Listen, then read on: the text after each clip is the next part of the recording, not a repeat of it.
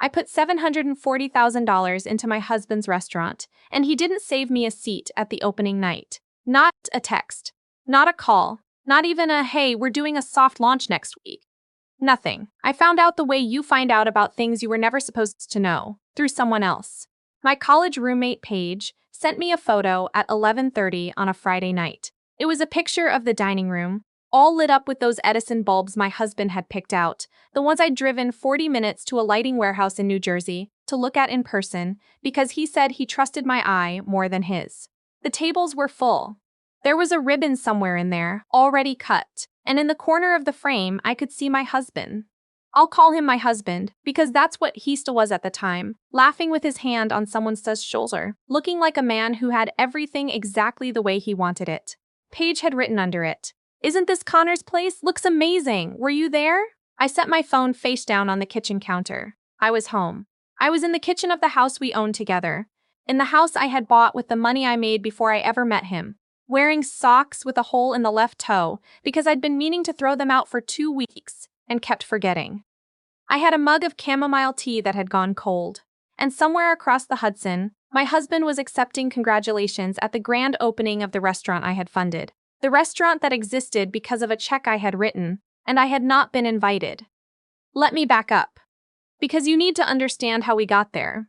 I met Connor when I was 28. I was a CPA at a mid-size firm in Manhattan, which sounds boring, and honestly, it mostly was, but it paid well and I was good at it. And I had managed to save a significant amount of money by 32, which is when we got married. Connor was charming and funny and creative in the way that people who have never had to worry about spreadsheets are creative. Freely, almost recklessly. He had worked in restaurants his whole adult life, not as a chef, but as a front-of-house guy, the kind of person who remembers your name the second time you come in, who makes you feel like the dining room was designed specifically for your comfort. He loved the industry. He talked about it the way some men talk about their kids or their faith, with a kind of reverence that made you think it must really mean something. He wanted to open his own place. He had a concept, a vision board that he actually printed out and pinned to the wall of our second bedroom. I found it charming. I also found it impractical, because I knew what the restaurant failure rate looked like, and I had seen those numbers up close working accounts for hospitality clients. But I loved him. And I believed in him the way you believe in someone when you're still in the part of the marriage where you think love is enough to make things work out. We talked about the finances extensively. Or I thought we did. I thought we had a real partnership going in. I would contribute the bulk of the startup capital, and he would run operations, and we would be equal partners in the business even if the initial money was coming mostly from me. I thought this because that's what he said. I thought this because I had watched him say it while I was sitting right across from him at our dining room table, with a glass of wine in my hand, and I had believed every word. I wrote the first check for $400,000 in March of the year we were married, 2 years into our relationship. That went to the space. A lease in a neighborhood in Brooklyn that was right on the edge of becoming something. An old industrial building that needed significant renovation.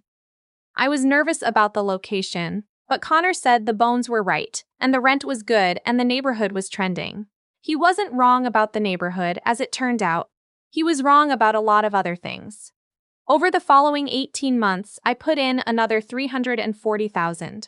Some of it went to the kitchen build-out, which ran over by about $60,000. Something I found out not when it happened, but 3 weeks after, when I noticed a transfer I hadn't approved. Some of it went to staffing and training and inventory. Some of it went to a PR firm Connor hired without telling me, which I also found out about after the fact, and which cost $22,000 for a campaign that included a profile in a food publication I had never heard of and a launch event I apparently would not be attending. By the time the place was ready to open, I had put in $740,000. That's not a typo. That's just slightly under $750,000 of my own money. Money I had earned and saved over a decade of early mornings and late nights and zero social life in my mid-20s, and I was 34 years old, and I had signed over nearly every liquid asset I had. I didn't know the opening was happening until Paige sent me that photo. I set the phone down and I sat with that for a minute. Maybe 5 minutes. Maybe 20. I'm not entirely sure, because the feeling that came over me wasn't quite anger yet. It was more like the moment right before your brain catches up to something your body already knows. The cold water feeling. Then I picked the phone back up and I texted Connor. Congratulations on the opening. When were you going to tell me? He called instead of texting back, which meant he knew exactly how bad this looked. Hey, okay, I know how this seems. When was the opening, Connor? Tonight was just a soft launch. Just family and close friends, really low-key. I didn't want you stressed about it. A soft launch. Yeah, just like 30 people. You spent $22,000 on a PR campaign, and tonight was a soft launch with 30 people. Silence. Connor, I want you to think very carefully before you say the next sentence. He said the restaurant had needed a low-key opening to work out operational kinks, and he had wanted to protect me from the pressure of being there, and he was planning a real celebration soon that I would be fully part of. He said this in the smooth, reasonable tone of a man who has rehearsed his explanation in the car on the way home. I had heard that tone before, but I had always talked myself into believing it anyway. Not's time. I funded this business, I said. Not partially, not mostly, almost entirely. And you held an opening event and didn't tell me it was happening. Babe, you're making this. I'm not making it anything. I'm describing what happened. I hung up. He came home around 1 in the morning. I was still awake, not because I was waiting for him, but because I couldn't sleep. I was sitting in the living room with the lights off and my laptop open, pulling up documents I hadn't looked at in over a year. Our partnership agreement, which we had drafted with a business attorney at Connor's insistence, he had actually been the one to push for it, which I had taken as a sign of seriousness. I read it with the focus I used to bring to audit prep, slowly, carefully, looking for what I had apparently missed. I hadn't missed anything. It was all there, clearly written. My capital contributions were documented. My ownership stake was documented. My right to be informed of major business decisions, including explicitly public launch events, was documented. I closed the laptop when I heard his key in the lock. He came in with his jacket over his arm, still flushed from the evening, smelling like the kitchen and the celebration I hadn't been at. And he looked at me sitting in the dark and he said, I really am sorry. Tell me one thing, I said. Honestly. Was I not invited because you thought I'd be stressed? Or was I not invited because you didn't want me there? He didn't answer fast enough. That pause was its own kind of answer. There were people there tonight, he said, finally, it's complicated, okay? It's complicated. I found out later, not from him, but from a mutual friend of ours named Dex, who had actually been at the event and had assumed I knew, that Connor had brought a woman he'd been seeing for approximately 7 months. She had been there all evening. She was apparently someone from the hospitality world, someone he'd met through work, and she had been at that opening with my money paying for the Edison bulbs she stood under. I did not find that out for another 3 weeks, but even before I knew that, I knew enough. I went to see my attorney the following Monday. Her name is not important for this story, but she was sharp and thorough, and she had handled the business agreement for us originally, which meant she already knew the landscape. I walked in and handed her the document, and I said, Tell me where I stand. She spent about 20 minutes reviewing everything. Then she looked up at me and said, You're in a better position than most people in your situation would be. The business was structured as an LLC. My capital contributions were documented and verified. I had insisted on paper trails for every transfer. Something Connor had found fussy at the time but had not objected to. My ownership stake was 49%, which was less than half, but came with specific veto rights over major financial decisions. More importantly, I had a security interest in the business assets as a condition of the second tranche of funding. Something I had added at my attorney's suggestion when the kitchen build-out went over budget without my knowledge. That security interest, my attorney said, is enforceable. What does that mean practically? It means, she said, if he wants to refinance, sell, take on investors, or make any significant capital expenditure, he needs your sign-off. And it means that if the business defaults on any obligation to you, you have priority claim on the assets. I sat with that. He called me last night, I said. He needs me to approve a line of credit. The restaurant has outstanding vendor bills from the build-out and opening inventory. He said it was urgent. My attorney looked at me.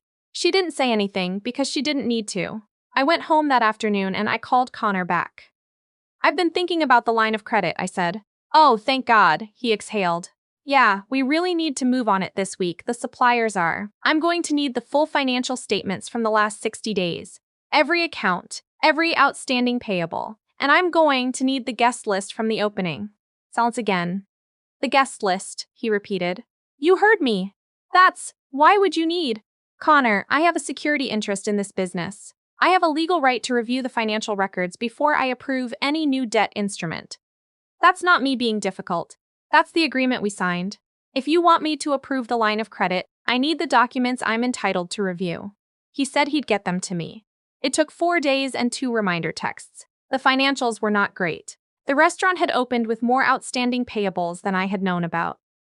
Suppliers who hadn't been paid from the build-out, 2 contractors with overdue invoices, a small business loan Connor had taken out in the restaurant's name without telling me, which was a separate, significant problem. Total outstanding obligations were a little over $96,000. I called my attorney again. We talked for a long time. What happened over the following 6 weeks was not quick and it was not easy. And I am not going to pretend that any of it felt like winning. My marriage was ending. I had known it the night I sat in the dark and read that partnership agreement, but knowing something and living through it are different things entirely. What I will tell you is what happened with the business. I did not approve the line of credit. I did make an offer. I told Connor's attorney. Because we were now communicating through attorneys, which was not how I had imagined my 34th year going, that I was willing to buy out his operational stake at fair market value, clear the outstanding obligations from my own resources, and take over the business as the majority owner. Alternatively, if he preferred, I would exercise my security interest and we could liquidate, in which case my claims would be settled first. He tried to fight it. His attorney sent back a response that described my position as punitive and in bad faith, which would have been more convincing if the partnership agreement hadn't been quite so clear on my rights. There was a mediation session in a conference room in Midtown that lasted almost 4 hours. I sat at one end of a table with my attorney, and Connor sat at the other end with his. And for the first hour, I mostly just listened while the attorneys talked, and I looked at the man I had married, and I thought about the person I had been when I married him. Young enough to think that wanting something to work was the same as making it work. Then, Connor's attorney made an argument about my contributions being gifts, rather than documented capital investments, which was so factually incorrect that even Connor looked uncomfortable when he said it. I passed a note to my attorney. She glanced at it and nodded. I'd like to take a 5-minute break, she said. In the hallway, she said, you want to use the transfer records and the emails where he explicitly acknowledges the ownership structure. There are 11 of them. She smiled. Not a big smile. Just the small, satisfied kind.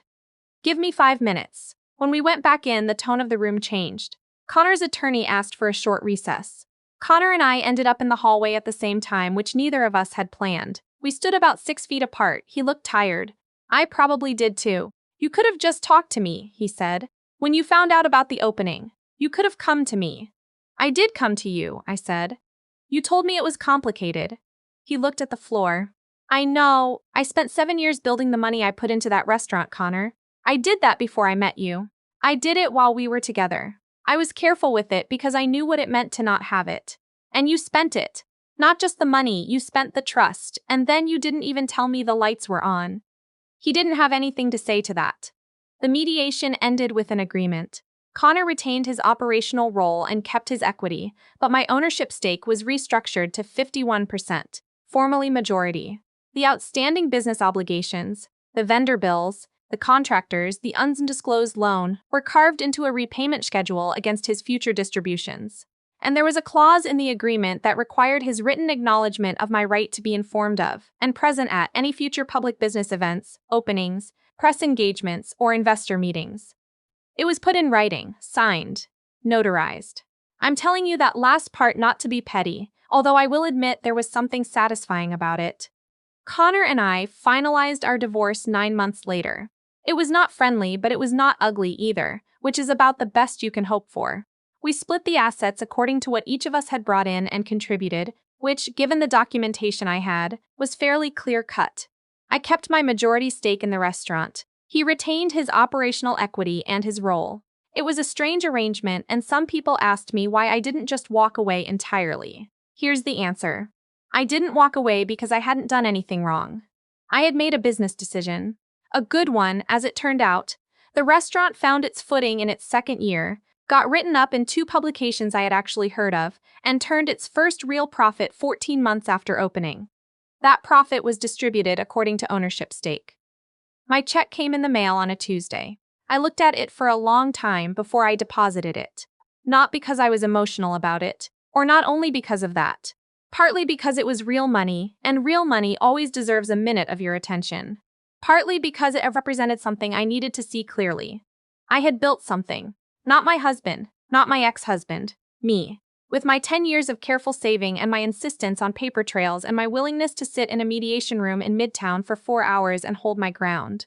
I had put $750,000 into something, and I had watched someone treat it like it belonged to them. And I had gone home and pulled out the documents, and I had found my footing. The Edison bulbs are still there. I know because I walk by sometimes. The restaurant is in my neighborhood, technically, since I retained the parking space that comes with the commercial lease, which is its own small satisfaction. The dining room looks good from the window. The bones were right, like Connor said. He wasn't wrong about everything, but the check came to me. I want to say one more thing, because if you're watching this, you might be someone who has put your resources, your money, your time, your trust, into something that someone else is taking credit for. You might be someone sitting in your kitchen at 11:30 at night, with a cold cup of tea and a photo someone texted you of a room you should have been standing in. Read the documents, hire the attorney. Know what you signed and what it means.